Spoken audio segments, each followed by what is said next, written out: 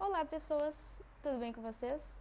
Então eu vim aqui nesse vídeo falar sobre como foi o meu segundo semestre na UFSPA, que é a nossa querida Federal da Saúde aqui em Porto Alegre. Ufa! Já passou o segundo semestre e eu nem acredito que eu entrei ainda. Fica comigo até o final que eu vou contar para vocês o que eu achei desse semestre, que é considerado o semestre mais difícil do ciclo básico. O ciclo básico são os 2 primeiros anos da faculdade. Fica até o final do vídeo também para vocês ficarem sabendo sobre a polêmica do RU que não durou um semestre. Espero que nesse tenso clima de SISU 2024 você consiga compreender melhor como é esse curso que eu amo tanto aqui na Federal da Saúde. E quem sabe você não seja o bicho UFSPA 2024. Pausa para água. Esses foram meus horários das aulas.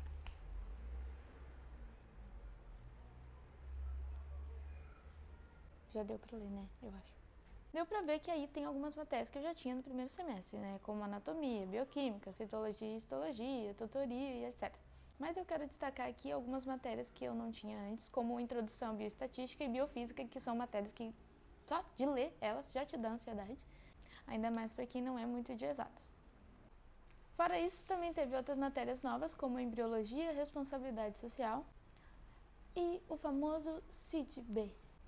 Famoso, vocês já vão saber por quê. Então, começando com o CID-B. Vamos lá. Essa matéria, ela é uma matéria que tem o objetivo de juntar 6 disciplinas. 6 disciplinas. Deu pra ver que já começa a ansiedade aqui, né, gente? As 6 disciplinas são histologia, citologia, embriologia, anatomia, bioquímica e biofísica. O objetivo é tentar encontrar uma interdisciplinaridade nessas matérias. Para isso, os professores dividem a turma de 100 alunos em 12 grupos. O vento uivando. Não sei se dá para ouvir. E eles fazem uma outra divisão do grupo 1 a 6 e do grupo 7 a 12. Cada um desses 2 grupos vai receber um caso clínico em cada seminário. Nesse seminário, cada subgrupo desse grupo maior vai ter que fazer a apresentação sob a perspectiva de uma daquelas 6 disciplinas que eu mencionei antes. Ou seja, eu era do grupo 12. Chegava lá, naquele dia, eles sorteariam o grupo 12 e sorteariam a matéria que o grupo 12 ia apresentar.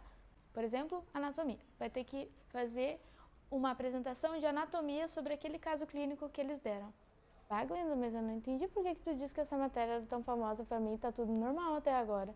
Amor do meu coração, você não entendeu que cada grupo tem que ter 6 apresentações prontas no dia do seminário. E daí lá eles vão descobrir qual é que vai ser escolhida. Alô, psicóloga, eu queria saber quanto tu cobra pra ter várias consultas, tipo num período de 6 meses. A frequência das consultas? Todo dia. Calma, o objetivo desse vídeo não é tirar a ansiedade, mas eu confesso que quando eu fiquei sabendo me gerou muita ansiedade quando eu soube. Mas olha só, gerou ansiedade porque todo mundo pensava que ia ser que nem o ano anterior, em que não apenas os grupos eram sorteados e as matérias, mas sim o nome da pessoa que ia apresentar. Então assim, depois de saber que podia ter sido pior, pô, fichinha, né?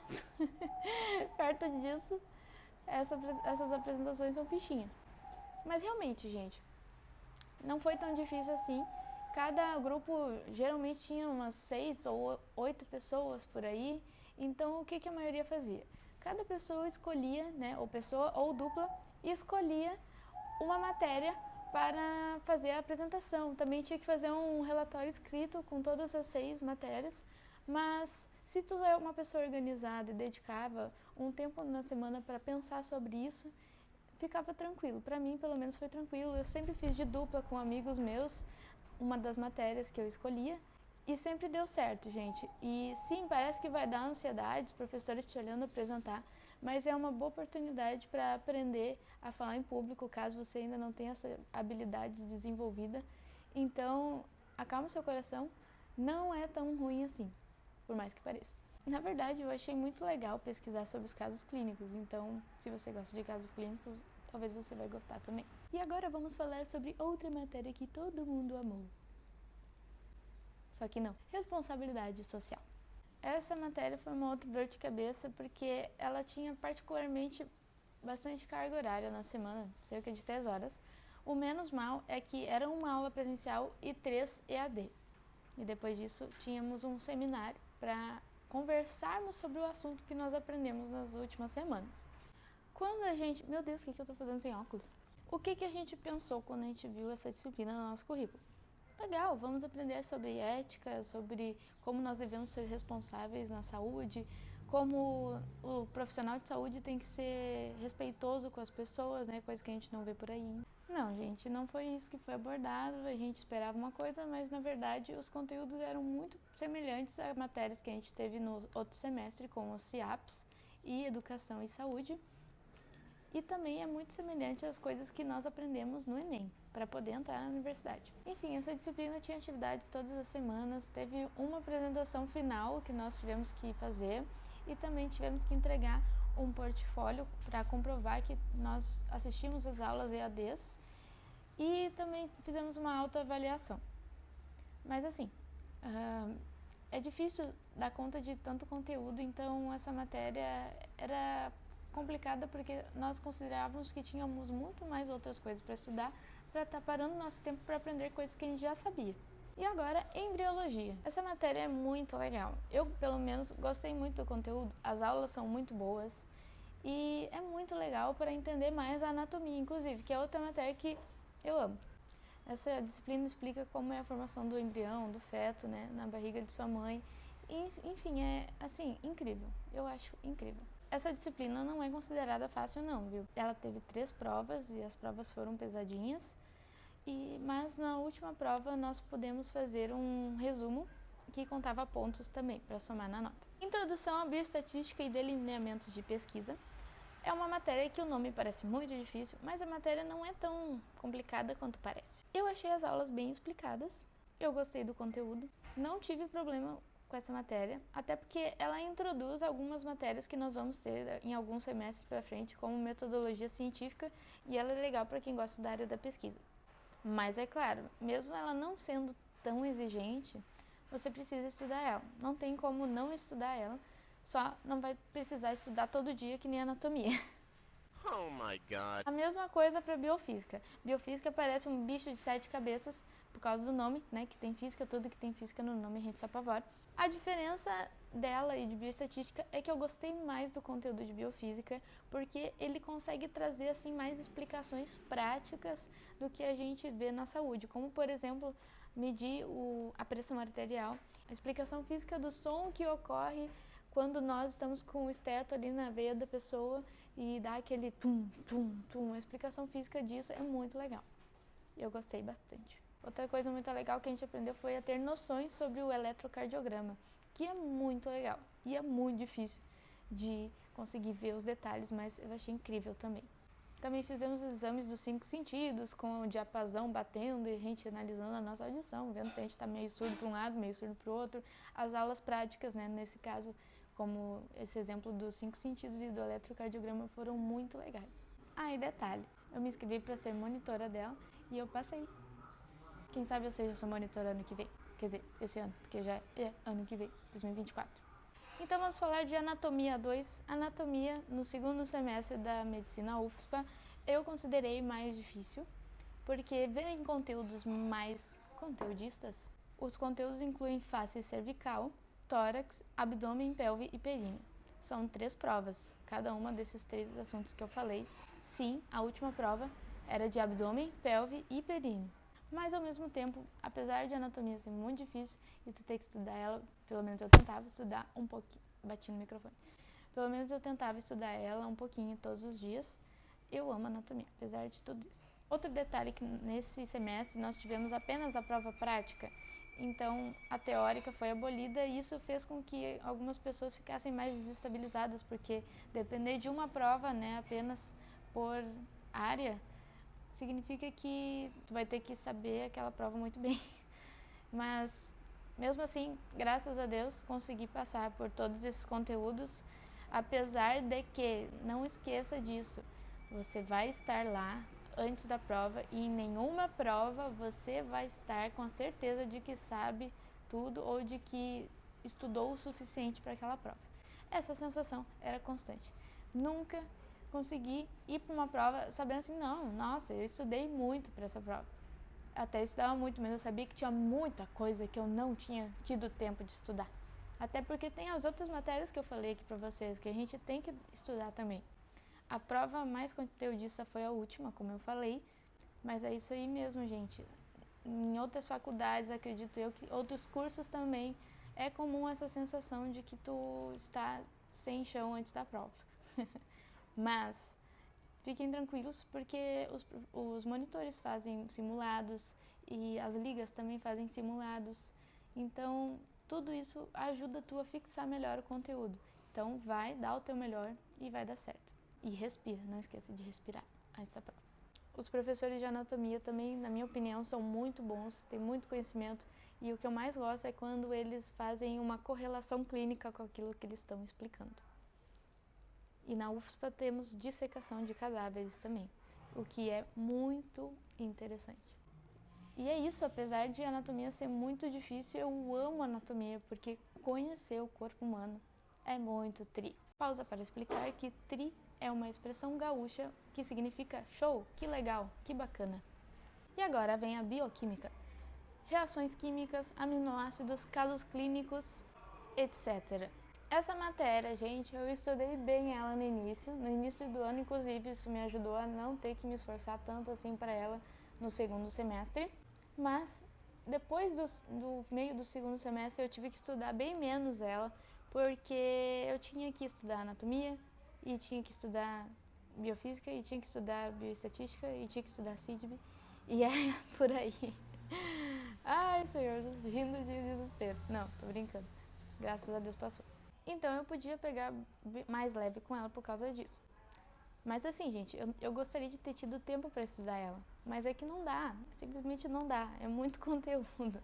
Então a gente estuda só o que sabe que vai cair e deixa assim, depois nas férias a gente corre atrás. Queria deixar registrado aqui a façanha de que, sim, eu consegui faltar uma aula para estudar a matéria.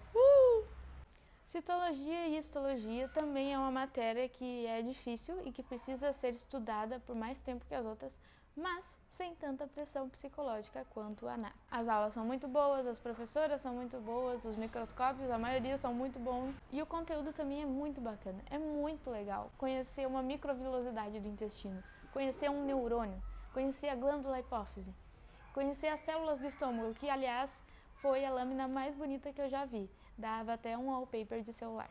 Detalhe que ela também era anual, então nesse semestre nós tivemos 2 provas práticas e 2 provas teóricas. E agora a tutoria 2.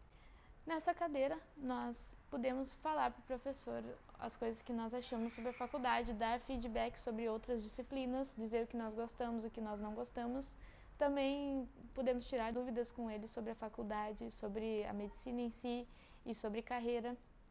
E em algumas aulas também achei muito legal, ele trouxe vídeos de consulta para nós criticarmos a forma como as pessoas dão consulta por aí, sem se apresentar, sem dizer o nome e considerando a pessoa só como um objeto, por exemplo. E agora eu vou falar sobre a eletiva que eu fiz, que foi a neuroanatomia aplicada à neurocirurgia. Ela é uma matéria tecnicamente tranquila, as aulas presenciais eram só de vez em quando para tirar dúvidas, porque ela é uma disciplina EAD, e nessa disciplina nós podemos aprender mais sobre neuroanatomia e sobre neurocirurgia, porque lá o professor traz vídeos de cirurgias que ele mesmo fez ou que colegas dele fizeram. Bom para ver neuroanatomia com mais calma, porque nós tivemos ela em anatomia 1 e foi muito corrido, então eu sentia que precisava mais daquele conteúdo. Eu queria ter tido mais tempo para estudar essa disciplina também, porque como nós já tínhamos muita coisa para estudar, nem sempre eu pude focar tanto quanto eu queria nela. Mas mesmo assim, ver vídeos de cirurgia, de neurocirurgia, é muito legal. Sobre a minha percepção do segundo semestre. Eu achei um semestre difícil, porque era difícil tu decidir o que tu ia estudar naquele dia, porque tinha muita coisa para estudar. Mas também é só ser organizado e ter um cronograma de estudos que tu vai dar conta. Por exemplo, eu tentava estudar, como falei antes, um pouquinho de anatomia todos os dias e o resto eu ia estudando conforme a necessidade. Nas matérias mais exigentes eu tentava fazer um resumo durante a aula, mas anatomia certamente eu não conseguia. E isso me ajudava bastante, poupava bastante tempo. Enfim, resumindo, apesar de eu achar um semestre difícil e com muito conteúdo, eu ainda achei um semestre mais tranquilo do que no primeiro, porque no segundo eu já estava adaptada à cidade, adaptada à rotina, adaptada às pessoas e tudo mais. Então eu considerei um semestre pesado, mas eu me senti melhor, eu tive tempo para fazer outras coisas na faculdade, eu consegui me organizar para participar de cursos como, por exemplo, o curso de sutura, também teve o curso de cirurgias com inteligência artificial e vários outros cursos assim que aparece oportunidade na universidade para fazer palestras sobre o autismo na Liga de Pediatria, conversas com residentes de ginecologia pela LIGO, que é a Liga de Ginecologia e de Obstetrícia. Também teve a jornada da medicina, em que tiveram várias atividades muito legais para a gente conhecer sobre o curso. E um pouco sobre a minha rotina. Eu acordava às 6 horas da manhã, pegava um ônibus para chegar até a universidade, no centro de Porto Alegre, e ficava lá geralmente a manhã e a tarde inteira. Mas tinha dias que eu conseguia voltar um pouco mais cedo, então era muito variável o horário de eu voltar para casa. Aí eu voltava para casa e às vezes tinha que continuar estudando um pouco por algum motivo, e eu estabelecia uma meta assim de geralmente não passar das 8. E se precisasse passar das 8, eu tentava estudar até as 9, porque eu sou uma pessoa que se estudo depois das 9 e vou dormir logo em seguida, eu não durmo direito, eu fico estudando a noite inteira nos meus sonhos. E aí eu ia dormir geralmente 11 horas da noite, meia-noite, então eu acabava dormindo uma média de 6 horas e meia por aí. Uma coisa que eu acho legal também que eu fazia é que eu tentava não estudar nos domingos. E se precisasse estudar no no domingo, eu tentava estudar só de manhã, mas mesmo assim, às vezes precisava estudar mais, mas não tem problema. De vez em quando não tem problema. É só porque pela rotina do cursinho eu já sabia que eu me canso fácil se eu estudar todos os dias. Então eu precisava de um tempo para descansar minha cabeça, visitar a família, conhecer novas pessoas, ir na igreja, descansar, ir passear. Então não precisa abdicar da vida social por causa disso. Inclusive, é muito bom, assim, quando às vezes tu tá numa semana de provas, tu sai, assim, com seus amigos para algum lugar, mesmo que seja um lugar bem simples, só para tu dar uma respirada. Nossa, isso já te dá um up, assim, sabe? Não seja uma pessoa isolada que fica estudando o tempo todo, porque isso faz mal para a saúde. E ter amigos é muito bom. Isso é muito bom porque tá todo mundo ali, tá todo mundo te entendendo, todo mundo desabafa sobre as mesmas coisas. Chega uma hora que todo mundo já tá cansado de falar da universidade, só quer falar de coisas que não envolvam o curso e a universidade. E isso é muito bom, gente. Psicologicamente é muito bom. Mas sem mais delongas, vamos para o que interessa, porque eu sei que você ficou até o final do vídeo só para ouvir a fofoca. Sobre o nosso RU da UFSPA, então, ele começou em agosto, ou seja, começou nas férias de inverno e terminou no dia 31 de outubro. Por quê? Porque a empresa quebrou o contrato. Mas vamos falar de como ele era antes de quebrar o contrato. Ele começou com muitas filas, porque era uma demanda muito grande, né, de pessoas para se alimentar, era almoço e janta que eram servidos. Mas depois eles colocaram uma segunda ilha, e isso acelerou a movimentação das pessoas. Mas ainda assim havia problema de falta de comida para as pessoas que chegavam perto do horário de fechar. Ele abria 10 horas, 10 e meia, não lembro mais, e fechava às 2 da tarde. Então quem chegava ali perto da 1h30 já sofria com falta de comida, muitas vezes. Também contava com opção vegana, todas as vezes que íamos almoçar tinha a opção com carne e a opção vegana. E também tinha o dia sem carne, o dia, ou seja, que só tinha a opção vegana. Mas depois que a empresa quebrou o contrato, outra empresa, a que ficou em segundo lugar na licitação, foi chamada no início de dezembro. E a previsão é de que o novo RU comece em fevereiro, ou seja, antes das aulas começarem. Também tem notícias de que vão abrir uma cafeteria dentro da universidade. Isso vai ser muito bom. Então é isso, espero que vocês tenham gostado desse vídeo, espero que vocês possam dizer aqui embaixo se ficaram com alguma dúvida, que eu terei o prazer de responder para vocês.